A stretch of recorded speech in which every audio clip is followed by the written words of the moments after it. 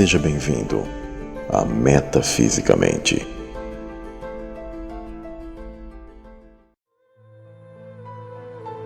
Nas antigas escrituras, existe um mistério que deixa os estudiosos sem compreensão plena por causa dos dogmas e formatações. Por causa dessas prisões mentais, estes acabam negando o óbvio e profundo que está revelado na escritura. Vamos falar sobre o enigmático "façamos o homem à nossa imagem e semelhança". Após a regeneração de todas as coisas, depois da queda dos anjos, dos filhos de Deus, o antigo Éden foi recriado, regenerado, feito novos céus e nova terra. Tudo isso foi para Cristo, o Messias. O clímax do capítulo 1 de Gênesis está nos seguintes versos, do qual o mistério está na criação de Adão, do qual o termo em hebraico significa em realidade humanidade. Deus disse: haja luz, mas especialmente na humanidade, Deus não disse haja homem, mas façamos o homem, a nossa imagem e semelhança. Todos os atos criativos do novo Éden teve uma palavra singular, mas na formação da humanidade, vemos que Deus está presente com outros de sua própria natureza e essência. E esta passagem tem sido um enigma para muitos intérpretes da Bíblia. Para muitos, um mistério não resolvido até os dias de hoje.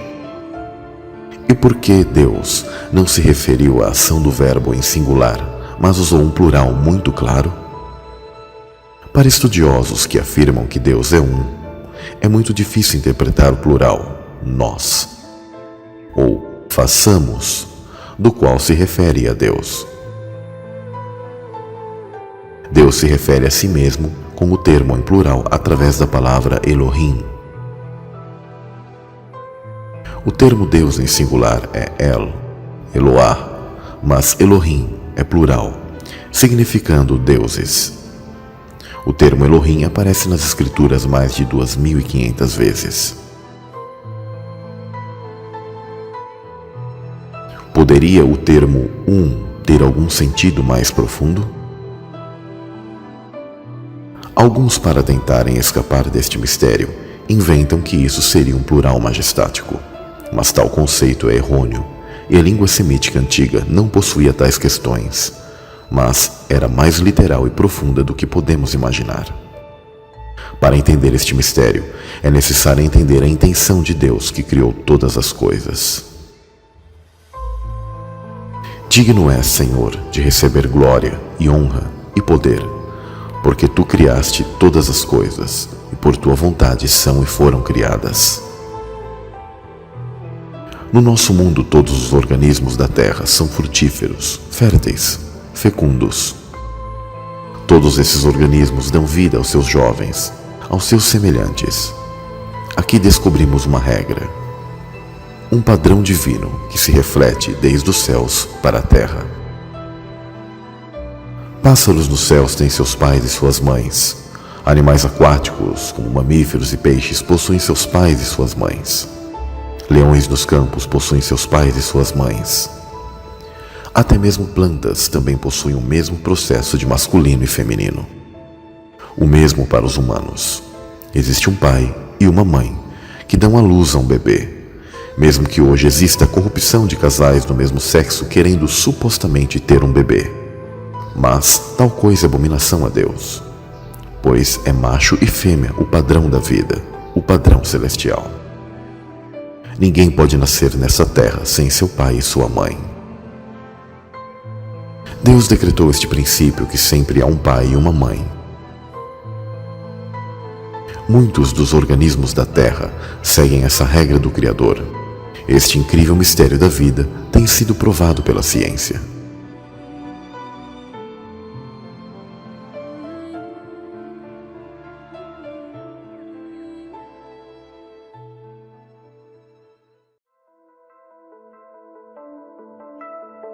O esperma fertiliza o óvulo e forma um organismo através de seus dados genéticos. Mitocôndrias precisam abastecer os nutrientes e energia para os organismos vivos. As mitocôndrias são como fábricas que permitem que todas as células humanas trabalhem.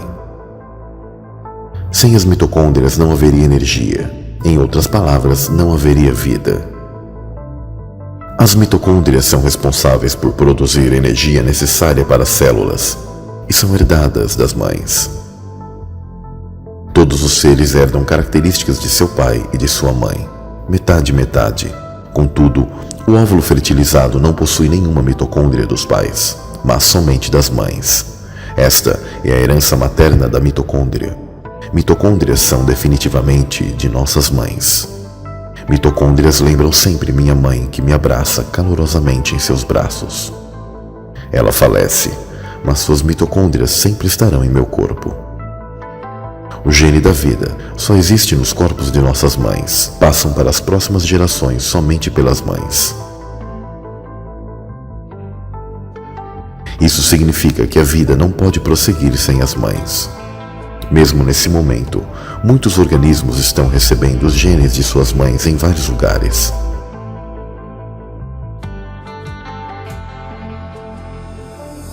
Por que moscas vivem somente um dia?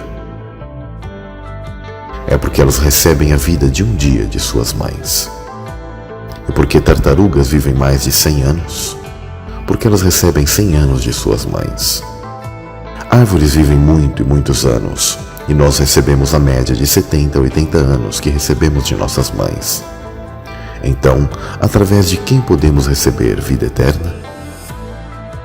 Pelo Espírito. Novas vidas nascem de mães. Mães arriscam suas vidas pelos seus filhos. Esse padrão ocorre mesmo após a queda da criação nesta terra. Esta é a vontade de Deus, refletida em todas as coisas.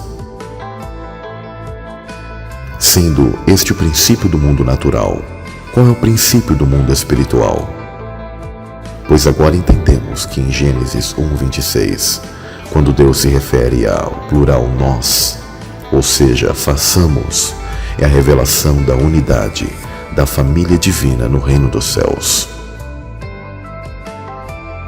Não à toa, a palavra ruach é feminino no hebraico, assim como sabedoria, a enigmática sabedoria de Provérbios. Tal conhecimento se perdeu ao longo dos tempos, por uma cultura preconceituosa onde a presença real de gênero no reino dos céus foi escondida de nós. Mas não há nada em oculto que não venha a ser revelado. E nestes últimos tempos, Deus tem dado o conhecimento e a sabedoria aos seus filhos para que compreendam todas as mensagens de maneira plena nas Escrituras.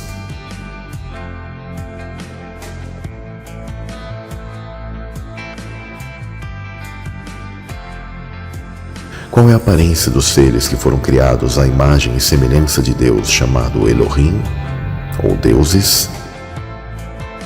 É a família divina, pois a família divina criou o homem à sua imagem e semelhança. Macho e fêmea os criou, homem e mulher os criou.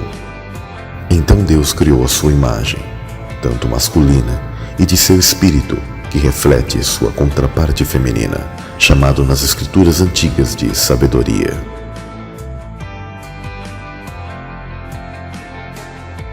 O apóstolo Paulo disse que temos a mãe de nossos espíritos, comparado à cidade santa e amada, que é a literalização da habitação do feminino de Deus, abrigando os seus filhos. Mas a Jerusalém, que é de cima, é livre, a qual é mãe de todos nós.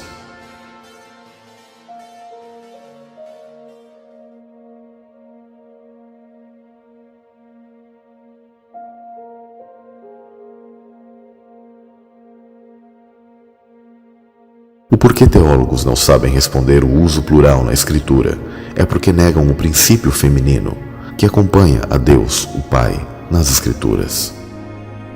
Você, mulher, é a imagem da divindade. Na família divina, o Espírito de Deus é a imagem feminina do Pai. Na estrutura de seu Espírito, como nossa mãe, é onde habitamos. Por isso, quando todos nascemos de novo, as dores de parto acabarão e estaremos juntos com uma família divina. O Pai, seu Espírito, Santuário de Deus, o Filho e todos nós que formamos um corpo cósmico chamado de noiva. Um casamento supremo, uma família divina.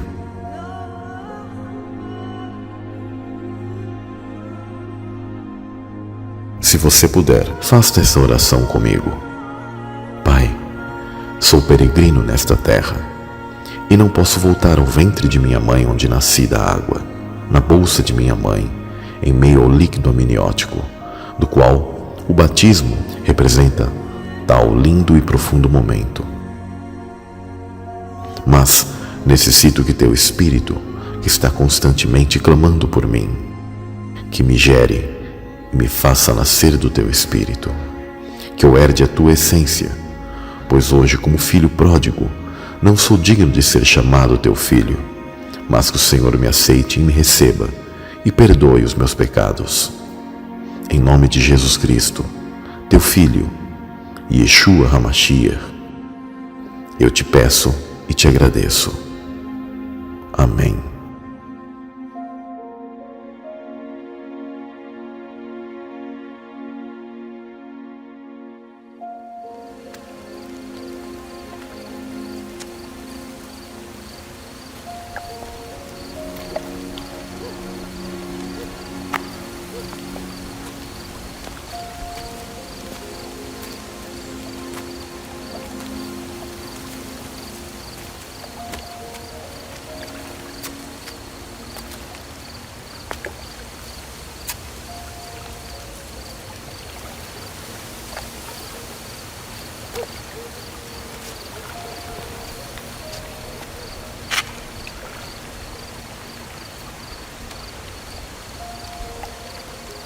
Rabi, bem sabemos que és mestre vindo de Deus, porque ninguém pode fazer estes sinais que tu fazes se Deus não for com ele. Na verdade te digo que aquele que não nascer de novo não pode ver o reino de Deus. Como pode um homem nascer sendo velho? Pode, porventura, tornar a entrar no ventre de sua mãe e nascer?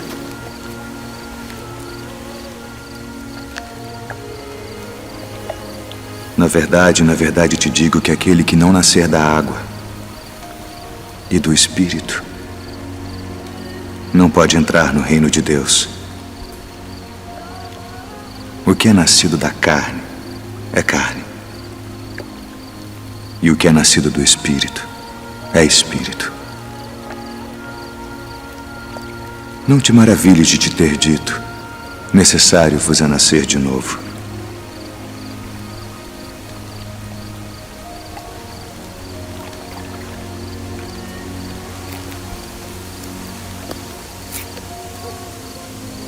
O vento assopra onde quer, e ouves a sua voz, mas não sabes de onde vem, nem para onde vai.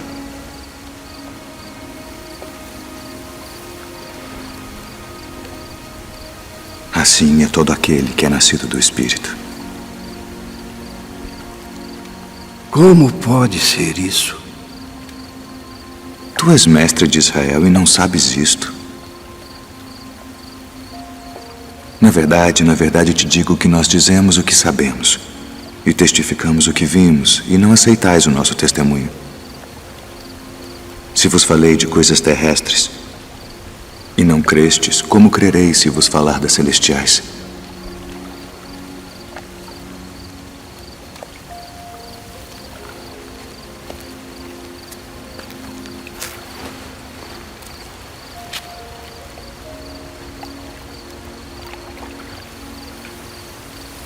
Ninguém subiu ao céu, senão o que desceu do céu,